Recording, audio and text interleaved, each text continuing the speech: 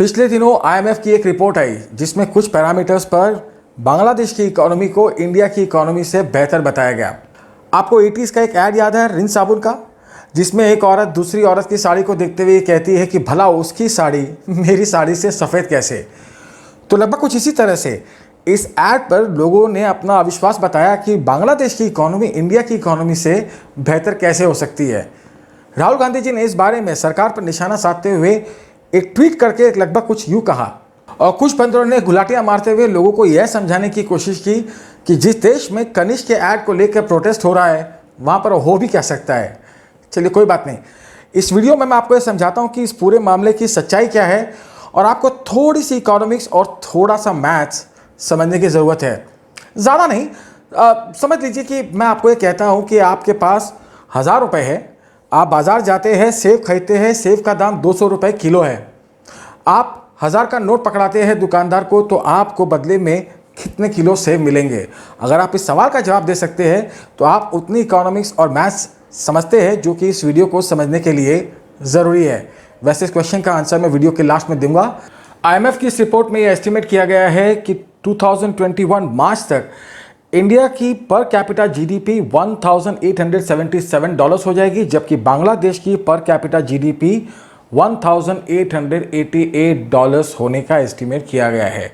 मतलब per capita GDP में Bangladesh India को ओवरटेक कर लेगा, और यह तब है जब लॉकडाउन के कारण इंडिया की इकोनॉमी 10% नीचे जा चुकी है और बांग्लादेश की इकोनॉमी 4% प्लस में होने का एस्टिमेट किया गया है। पहले बात करते हैं जीडीपी की। किसी भी देश में टोटल गुड्स एंड सर्विसेज की वैल्यू को उसकी जीडीपी कहा जाता है। यूजुअली जिस देश की जीडीपी जितनी ज़्यादा, तरक्की उतनी ही ज़्यादा। स्टैटिस्टिक्स टाइम्स की इस रिपोर्ट के अनुसार नॉमिनल जीडीपी में यूएस दुनिया की सबसे बड़ी जीडीपी वाली कंट्री है और इंडिया नंबर 5 है। बांग्लादेश का रैंक इस लिस्ट में 41 पर आता है। लेकिन जीडीपी कैलकुलेट करने का एक दूसरा तरीका भी है जिसे पीपीपी यानी कि परचेज पावर पैरिटी कहा जाता है, जो कि एक बेहतर तरीका है किसी भी इकोनॉमी को मेजर करने का। और स्टैटिस्टिक्स टाइम्स की इस रिपोर्ट के अनुसार अगर पीपीपी को देखा जाए तो चाइना वर्ल्ड की नंबर 1 कंट्री है और इंडिया नंबर 3, और इस लिस्ट में भी बांग्लादेश का रैंक 30th है। मतलब अगर हम दोनों लिस्ट को कंपेयर करें तो बांग्लादेश इंडिया से बहुत ज़्यादा नीचे है। तो फिर सवाल ये उठता है कि बांग्लादेश की इकोनॉमी इंडिया की इकोनॉमी से बेहतर कैसे हुई, और इसका कारण है जीडीपी पर कैपिटा। मैंने आपको दो तरह की रैंकिंग दिखाई, एक में यूएस दुनिया की नंबर 1 कंट्री है जीडीपी के मामले में, और दूसरे में चाइना दुनिया की नंबर 1 कंट्री है जीडीपी के मामले में। तो क्या हम यह समझें कि यूएस चाइना से पीछे है? नहीं, क्योंकि पर कैपिटा जीडीपी में यूएस अभी भी चाइना से बहुत ज़्यादा आगे है। खैर, पर कैपिटा जीडीपी एक रेशियो है, मतलब अगर हम किसी भी कंट्री की टोटल जीडीपी को उसकी पॉपुलेशन से डिवाइड करते हैं तो जो नंबर आता है उसे पर कैपिटा जीडीपी कहते हैं। मतलब अगर हम स्क्रीन पे जो एग्जांपल देख रहे हैं उसमें कंट्री बी की पर कैपिटा जीडीपी कंट्री ए से ज़्यादा है, लेकिन उसकी जीडीपी कंट्री ए की जीडीपी से कम है, इसलिए कंट्री बी कंट्री ए से ज़्यादा डेवलप्ड है। और आईएमएफ की इस रिपोर्ट में यह कहा गया है कि 2021 मार्च में इंडिया की पर कैपिटा जीडीपी बांग्लादेश की पर कैपिटा जीडीपी से कम हो जाएगी, लेकिन यह नॉमिनल पैरिटी पर है। अगर हम परचेजिंग पावर पैरिटी पर देखते हैं तो बांग्लादेश की पर कैपिटा जीडीपी अभी तक इंडिया की पर कैपिटा जीडीपी की 82% ही है। इंडिया की $6,284 और बांग्लादेश की $5,139। वैसे जो लोग आईएमएफ की इस रिपोर्ट को लेकर उतना उछल रहे हैं वह आपको यह नहीं बता रहे हैं कि यह तब हुआ है जब इंडिया की इकोनॉमी इस साल -10% हुई है और बांग्लादेश की इकोनॉमी 4% से ग्रो की है, और अगले साल इंडिया की इकोनॉमी 8.2% होगी जो कि वर्ल्ड में फास्टेस्ट होगी, और तब इंडिया की पर कैपिटा जीडीपी एक बार फिर से बांग्लादेश की पर कैपिटा जीडीपी से ऊपर हो जाएगी। और आईएमएफ की इसी रिपोर्ट में यह भी कहा गया है कि 2025 तक इंडिया की पर कैपिटा जीडीपी बांग्लादेश से ऊपर ही रहेगी। वैसे आपको एक इंटरेस्टिंग फैक्ट बताऊं, 2000 में बांग्लादेश की परचेजिंग पावर पैरिटी में पर कैपिटा जीडीपी इंडिया की पर कैपिटा जीडीपी की 91% तक पहुंच गई थी, लेकिन आज 2020 में यह नंबर 82% के पास में ही है। मतलब over a long period of time India ने बांग्लादेश से बेटर परफॉर्मेंस ही किया है। और यहाँ पर ध्यान देने वाली बात एक यह भी है कि इंडिया की जीडीपी बांग्लादेश की जीडीपी से 10 गुना है। तो बांग्लादेश का जो बेस है जिससे वो ग्रो कर रही है वो इंडिया के मुकाबले काफ़ी कम है। तो जाहिर सी बात है कि उसके लिए फास्टर ग्रो करना ज़्यादा मुश्किल नहीं है। अब आप कहेंगे कि भाई सीधी बात करो, क्या वाकई में बांग्लादेश इतनी तरक्की कर रहा है, और अगर कर रहा है तो उसके पीछे क्या कारण है? बांग्लादेश ने जीडीपी ग्रोथ रेट में काफ़ी अच्छा अचीवमेंट किया है, इस बारे में दो राय नहीं है। 2017 से बांग्लादेश की जीडीपी ग्रोथ रेट इंडिया से बेहतर है। यहाँ तक कि 2009 से लेकर 2019 तक बांग्लादेश की कंपाउंडेड एनुअल ग्रोथ रेट 10.25% है, जबकि इंडिया की इसी पीरियड में कंपाउंडेड एनुअल ग्रोथ रेट 6.46% है। अगर आप कंपाउंड इंटरेस्ट समझते हैं तो आप यह समझ सकते हैं कि ये जो 4% का डिफरेंस है दोनों देश की CAGR में, वो एक्चुअली कितना ज़्यादा है। बिजनेस टुडे में पब्लिश हुए इस आर्टिकल में यूनिवर्सिटी ऑफ ढाका के प्रोफेसर सलीम रेहान ये कहते हैं कि बांग्लादेश के इस फिनोमिनल ग्रोथ रेट के पीछे 4 कारण हैं। पहला, रेडीमेड गारमेंट्स, दूसरा इनवर्ड रेमिटेंसेस, तीसरा सस्टेन ग्रोथ इन एग्रीकल्चर, चौथा माइक्रो फाइनेंस और पांचवा public investment in infrastructure. Bangladesh China के बाद दुनिया में सबसे ज्यादा रेडीमेड गारमेंट्स एक्सपोर्ट्स करने वाले कंट्री है। रेडीमेड गारमेंट्स का जीडीपी में टोटल शेयर 7% के आसपास है और मैन्युफैक्चरिंग इंडस्ट्री में 45% शेयर रेडीमेड गारमेंट्स का है। 2013 से बांग्लादेश के टोटल एक्सपोर्ट्स का 80% रेडीमेड गारमेंट्स के कारण हुआ है। 50 लाख लोगों को इससे रोजगार मिला है, जिसमें 80% औरतें हैं। तो जाहिर सी बात है कि बांग्लादेश की ग्रोथ के बारे में अगर बात की जाए तो रेडीमेड गारमेंट्स का रोल बहुत बड़ा है। रेडीमेड गारमेंट्स के कारण बांग्लादेश में मैन्युफैक्चरिंग टोटल जीडीपी का ऑलमोस्ट 25% है, जबकि इंडिया में यह 18% के आसपास है। और इसके कारण बांग्लादेश में एम्प्लॉयमेंट भी लोगों को ज़्यादा मिला है कंपेयर टू इंडिया। और रेडीमेड गारमेंट्स का बांग्लादेश में इतनी ग्रोथ होने के 2 कारण हैं। एक है एब्सोल्युटली लो वेजेस, जो कि इंडिया में पॉसिबल नहीं है, और दूसरा यूएन ने बांग्लादेश को लीस्ट डेवलप कंट्री का स्टेटस दे रखा है, जिसके कारण गारमेंट्स का एक्सपोर्ट बांग्लादेश से 0 टैरिफ पर होता है। और इंडिया ने एक डेवलपिंग कंट्री होने के बावजूद यही दर्जा जो कि डेवलप कंट्रीज ने बांग्लादेश को दिया है, वही इंडिया ने भी दे रखा है। अब सवाल यह उठता है कि जब बांग्लादेश की जीडीपी इतनी बढ़ चुकी है कि उसकी पर कैपिटा जीडीपी अब इंडिया के इतना पास में पहुंच गई है, तो फिर क्या बांग्लादेश को लीस्ट डेवलप्ड कंट्री का स्टेटस देने का कोई तुक बनता है? यह स्टेटस 2014 में ही रिवोक होने वाला था, लेकिन बांग्लादेश ने इसे 2024 तक एक्सटेंड करने की रिक्वेस्ट की, जिसे मान लिया गया।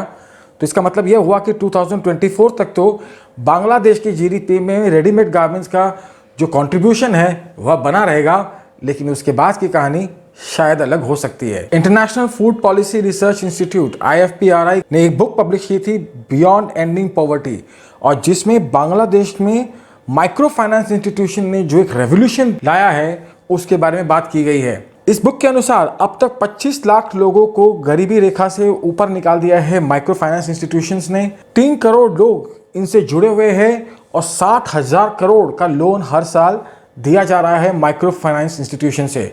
और बांग्लादेश की इकोनॉमी इतनी छोटे होने के बावजूद ये सारे नंबर्स एक इनक्रेडिबल अचीवमेंट है, और मेरे ख्याल से इंडिया भी बांग्लादेश से इस मामले में बहुत कुछ सीख सकती है कि माइक्रो फाइनेंस इंस्टीट्यूशन का यूज़ किस तरह से किया जाए।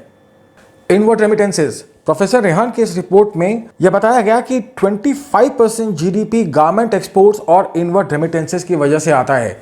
इनवर्ड रेमिटेंस मतलब वो पैसा जो बांग्लादेशीज बाहर से बांग्लादेश में भेजते हैं, और यह नंबर काफ़ी बड़ा है। तो फिर सवाल यह होता है कि इतना सारा पैसा आता कहाँ से है, और यहीं पर मुझे इस पर कैपिटा जीडीपी के नंबर में थोड़ा सा झोल दिखाई देता है। अगर हम किसी भी रेशियो को बढ़ाना चाहें तो हमारे पास 2 ही रास्ते हैं।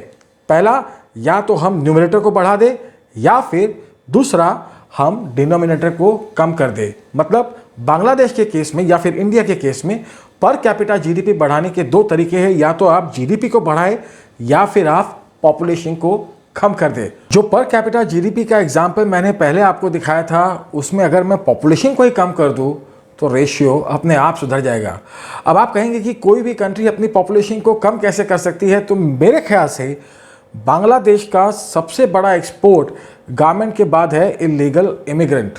हालांकि भारत में रहने वाले इलीगल बांग्लादेशी इमिग्रेंट्स की संख्या करोड़ों में है, लेकिन बांग्लादेशी इमिग्रेंट सिर्फ इंडिया में हो ऐसा नहीं है।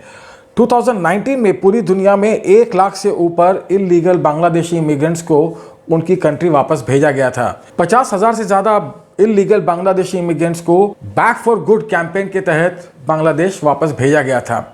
हमारे देश में रहने वाले बांग्लादेशी इमिग्रेंट्स की संख्या कितनी है? 2004 में यूपीए गवर्नमेंट ने इस सवाल के जवाब में एक स्टेटमेंट में यह कहा था कि 1.2 करोड़ इलीगल बांग्लादेशीज इंडिया में है।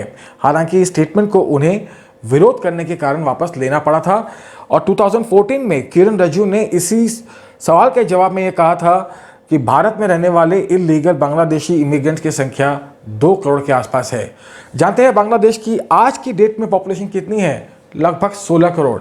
मतलब पूरी पॉपुलेशन का एटलीस्ट 10 to 20% हमारे एस्टिमेट से इंडिया में है। क्वार्ट्स इंडिया की 2012 की इस रिपोर्ट के मुताबिक भारत में रहने वाले बांग्लादेशी इमिग्रेंट्स ने उस साल बांग्लादेश में $6.6 बिलियन वापस भेजे थे, जो कि उनकी जीडीपी का लगभग 6% था। मतलब भारत में रहने वाले इलीगल बांग्लादेशी इमिग्रेंट्स इस पर कैपिटा जीडीपी के नंबर को इंप्रूव करने में बांग्लादेश की 2 तरह से मदद कर रहे हैं।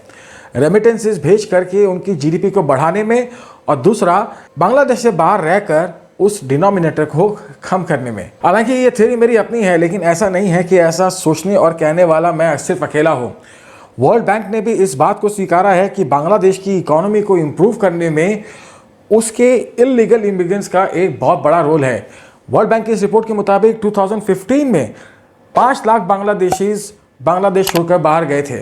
मलेशिया और सऊदी अरेबिया इस बात को एक्सेप्ट कर सकते हैं और अपने देश में आने वाले इलीगल बांग्लादेशी इमिग्रेंट्स को वापस भेज सकते हैं, लेकिन जब हमारे देश में इन इलीगल बांग्लादेशी इमिग्रेंट्स को वापस देने की बात आए तो फिर वह एब्सोल्युटली नो हो जाता है।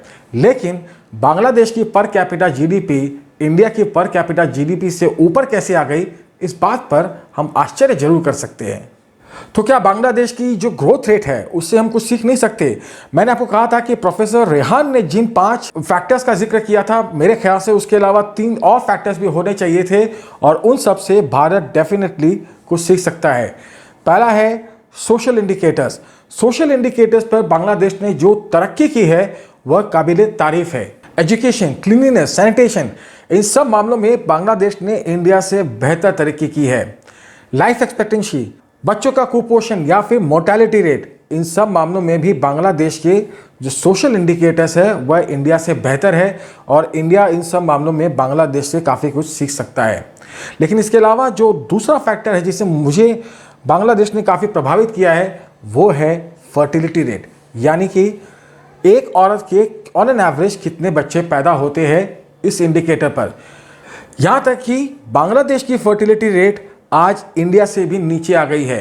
एक इस्लामिक देश होने के बावजूद बांग्लादेश ने फैमिली प्लानिंग को लेकर जो तरक्की की है वो वाकई में काबिले तारीफ है और इस बात को हम बेहतर तब समझ सकते हैं जब हम इसी मामले में पाकिस्तान का डेटा देखते हैं, जो कि वहाँ की फर्टिलिटी रेट आज की डेट में भी लगभग 4 के आसपास है, जबकि बांग्लादेश में यह 2 के पास में पहुँच चुकी है। 2019 में बांग्लादेश का रेवेन्यू टू जीडीपी रेशियो 9.7% के आसपास था, जबकि इंडिया में यह 19.7 के आसपास था। लेकिन उसके बावजूद बांग्लादेश में जीडीपी में debt as a percentage of GDP सिर्फ 40% है, जबकि इंडिया में यह 90% के पास में पहुंच चुका है। मतलब इंडियन गवर्नमेंट काफ़ी कुछ सीख सकती है बांग्लादेश से कि गवर्नमेंट का रोल कैसे कम किया जाए। अब आप यह समझ गए होंगे कि बांग्लादेश की पर कैपिटा जीडीपी को इंडिया की पर कैपिटा जीडीपी से कंपेयर करना कहाँ तक सही है। वैसे पर्सनली मैं तो यही चाहता हूँ कि बांग्लादेश खूब तरक्की करे, क्योंकि जब आपका पड़ोसी देश खुश रहता है तो आप भी खुश रहते हैं। और वैसे भी इस केस में तो इंडिया के लिए बहुत ज़्यादा ज़रूरी हो जाता है कि हमारे आसपास में अब चाइना का कोई और पिट्ठू ना बने। लेकिन जब लोग बांग्लादेश की पर कैपिटा जीडीपी की इंडिया की पर कैपिटा जीडीपी से कंपैरिजन करके हमारे ही देश पर हमला करते हैं तो थोड़ा दुख होता है, क्योंकि बांग्लादेश की पर कैपिटा जीडीपी के इतना इंक्रीज होने में डायरेक्टली और इनडायरेक्टली इंडिया ने एक बहुत बड़ी भूमिका निभाई है। तो राहुल जी, अगली बार जब आप सरकार पर निशाना साधना चाहे तो प्लीज़ थोड़ी सी मेहनत कीजिए और बांग्लादेश की जगह कोई बेटर एग्जाम्पल लीजिए जहां पर आप सरकार की नीतियों के फेलियर का एक उदाहरण दे सके, जैसे कि वियतनाम। और अब मैं जवाब देता हूं उस सवाल का जो मैंने वीडियो के शुरू में पूछा था। अगर सेब का दाम 200 रुपये पर किलो है और आप 1000 रुपये का नोट फल वाले को देते हैं तो आपको कुछ भी नहीं मिलेगा, क्योंकि 1000 रुपये का नोट होता ही नहीं है। हो सकता है कि आपने जवाब दिया हो 5। आपने जो भी जवाब दिया हो वीडियो के अंत में कमेंट सेक्शन में लिखे। अगर इस वीडियो से आपने बहुत कुछ सीखा हो तो प्लीज़ वीडियो को ज़्यादा से ज़्यादा लोगों के साथ में शेयर करें, चैनल को सब्सक्राइब करें और साथ में बेल आइकन पर क्लिक ज़रूर करें। मुलाकात होगी अगले वीडियो में, तब तक के लिए थैंक यू।